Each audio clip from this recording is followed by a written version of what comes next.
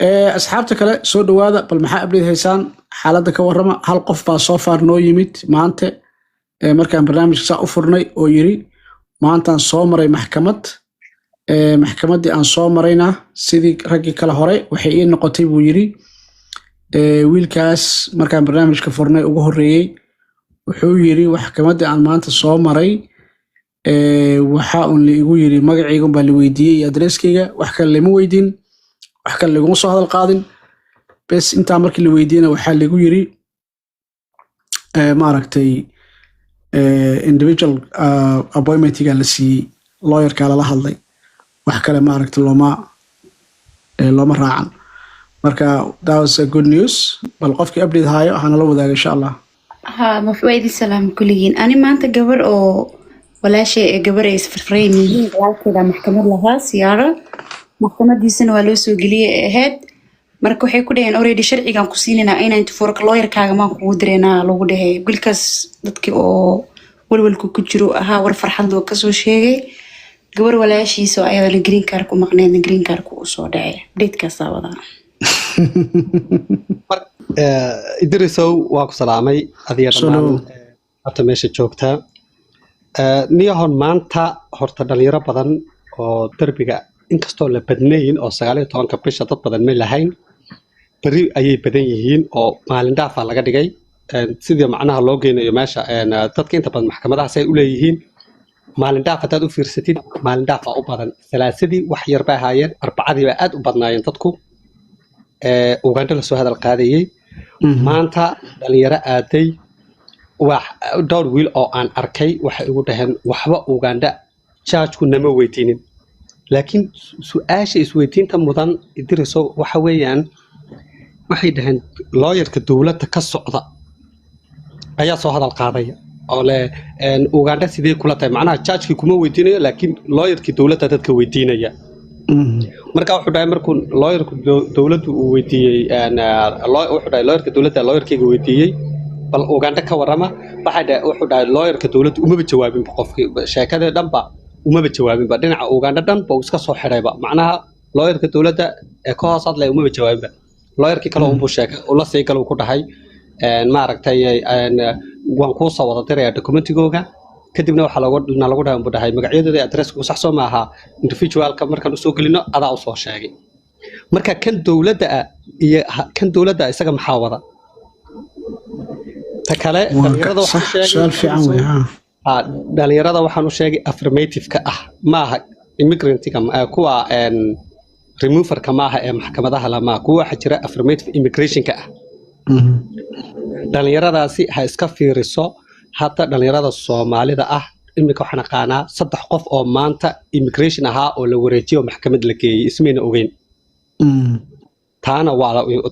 aad looga taxadaro qofkii haddii week loogu soo geliyo maxkamad isagoo immigration isku oga oo uunan arkin waxa weeyaan remove order baa lagu soo gelinayaa remove dismiss baa lagu soo gelinayaa marka dhalinyarada affirmative-ka kuwa affirmative-ka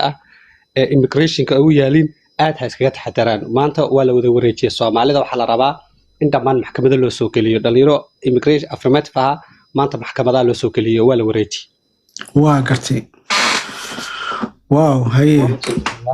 dhalinyarada aad iska ilaaliyaan صح وي ما شاء الله سلطان حق في عم باك انت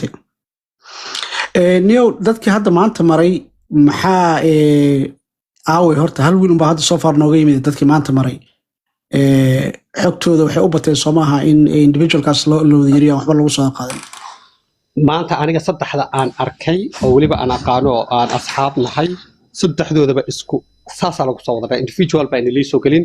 waxay dhaheen hal mar kani dawladda hadlay kaana lawyerka ka aamusa u jawaabinba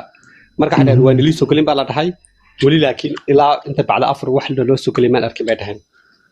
laakiin maanta wax Uganda ma jirin Uganda maanta ma badnayn horta ma jirin horta dad lagu yiri xataa Idris macnaha may badnayn waan gartay laakiin dad lagu yiri waa jiraan Soomaha ama dad lagu yiri maanta ma maqal inta aqaani kama maqal laakiin shalay nin waxa joogay la lahaa maxay Andrew nin la dhaho oo dadka dhan kulahaa maaragtay maxkamad baa ina keenaynaa baashi Uganda laakiin maanta ma arkin yow maanta war oo aanan kale hadal kale oo maanta lii soo sheegay oo xoogaa yar aan u baahana bal dadka inaan weydiiyo ayaa waxay tahay waxaa laygu yiri dadka la leeyahay loo soo bandhigayo Uganda waa dad yaroo kooban oo si gooniya ay u doorteen iyaga ma aha wax random ma aha wax oo cross the board ma aha marka dad baa jirta ay u soo bandhigayaan oo kooban laakiin dadka majority-gooda ma aha marka dadkaas criteria lagu doortay iyo sababta dadkaas ay ugu soo hadal qaadeen oo ay dadka kale macnaha xog noocaas kale ma la soo gaartay yes that's the point idrisow dhalinyaradan sini hadalka pointiga aad ka dhawaajisay ismaan ogeyn laakiin pointigaas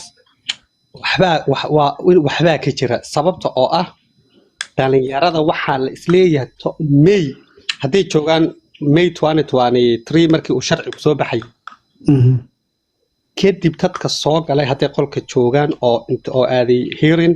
waxa soo qabsadaan oo bal ina lagu dhahay Uganda lagu dhahay in kala naloo sheego waayo ani dhalinyarada aan arkay waxay inta badan yimaadeen 2022 wala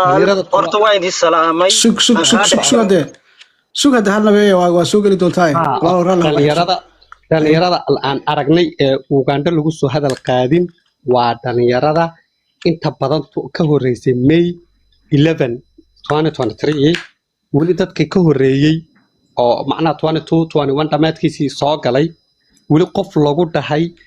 xilligaas macnaha Uganda lagu soo hadal qaaday wali lama hayo magaalada intaan anagu ognahay macnaha dadkii isma yaqaanin moogtahay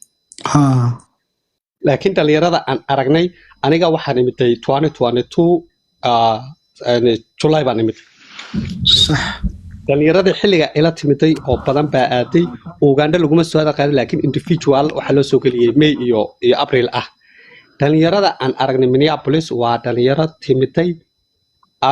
May 11 2023 wixii ka dambeeyay dhalinyarada yimid marka haday jiraan kuwa 2022 yimid oo saa lagu dhahay ama ay yimiday bacda May 11 2023 oo aan Uganda lagu soo hadal qaadin waa caadi wixii fikra waan isla wadaagaynaa sax weyn waa gartay haye ninka odaga ku soco waxaan sheegayaa magaca sug ninkaas ka horeeyay haye muxuu ahaa waa ku xigsanaysaa walaalow sug magacaaga ku soco ninka odaga hadda soo galay saak aniga miyaa walaal horta waa idin salaamay walaal dhammaantiin anigu waxaan marayay saaka waxaan marayay master hearing waxaana ahaa dhalinyaradii soo gashay May 2023 25-keedii sax marka total foodigii dadkii ka dambeeyay baan ahaa si fiican master hearingkii markaan saaka maray waxa la igu yiri magaca iyo addresskaaga labada kaliya su'aalood baan la weydiiyay sidoo kale waxa la igu yiri master hearing kale aan ku soo gelinaynaa marriage 10 marka lawyerka la weydiiyay waxa la yiri marriage 10 iyo May kala dooro marka lawyerku wuxuu doortay marriage 10 markaan galabta eegayna way ii soo geliyaan buu igu jiraa marriage 10 master hearing kale marka ilaa 4 qof baan ahayn oo Soomaaliya 4tayadii basaasana loo soo wareegay master hearing had soo martay mid kale lagu soo galiyay waa gartay afartiina isku mara marteen miya afartayadu way isku mara maray laakiin marba qof baa la soo qabanayay oo suumta sawaad aragto marba qof baa ayaa charge ku aqbalaa ka bacdi uu wareystaa adi marka labada su'aal ay ku weydiiyeen waa magaca iyo addresska waa magaca iyo addresska wax Uganda waxa iguma soo hadal qaadin marka wuxuu igu yiri prosecutor ku su'aal weydiiyay wax ku case-ka ka waran wax su'aal ma ka qabtaa waxa tiri it doesn't matter ka bacdi wuxuu gudbiyay lawyerku la hadlay lawyerku wuxuu ku yiri May iyo marriage ka baad available tahay oo ninkan master hearing kalaan u qabanayaa another chance marka xilligee baad diyaartay marka wuxuu ku yiri waqtiga marriage marka lawyerka waan weydiiyey waxaan ku yidhi maxaa maarji dooratay sidoo kale waa maxay master hearing kan labaad ilaan dadka laguma soo odhan waxaas marka wuxuu igu yidhi kiiskaaga unbaa lasii socodsiinayaa jaanis kalaa lagu siinayaa maaha wax kale dhibaato inay halkaas ku jirto waana same kii maanta aad martoo kale labadii su-aalood lagu weydiiyey unbaa hadhowna lagu weydiinayaa marka wuxuu yidhi finalkana maalinta march baan ogaan doonaa waqtiga lagu siinayo final hearing خير واحد كذا كلا أو ما أنت أرين كلا قبستي أو حساس كلا ما جبت أنت أصبح وضع خيطوها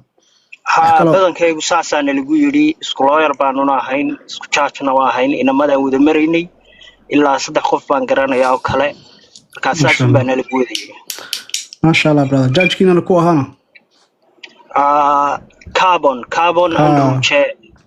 carbon صح weey waa sax weey wiil kale oo ka horeeyo noo yimin isla inta aan buu sheegay marka maasha Allah 100% waa maasantahay